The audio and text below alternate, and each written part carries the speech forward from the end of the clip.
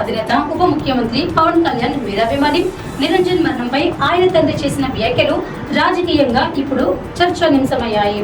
మీడియాతో మాట్లాడిన ఆయన వైఎస్ఆర్సీపీ నేత పేర్ని నాని పవన్ కళ్యాణ్ పై చేసిన దుర్భాషలే తన కుమారుడిని తీవ్ర మనస్తాపానికి గురి చేశాయని ఆరోపించారు. అనారోగ్యంతో బాధపడుతున్న సమయంలో పవన్ కళ్యాణ్ స్వయంగా వచ్చి పరామర్శించగా అనంతరం పేర్ని నాని చేసిన వ్యాఖ్యలను నిరంజన్ పదే పదే చూసి తీవ్ర ఆవేదనకు గురయ్యాడని చెప్పారు. తన కుమారుడి ఆరోగ్యాన్ని రాజకీయ విమర్శలకు ఉపయోగించడం బాధాకరమని ఆవేదన వ్యక్తం చేసిన ఆయన ఈ ఆరోపణలపై పేర్ని నాని ఎలా స్పందిస్తారో చూడాల్సి ఉందన్నారు.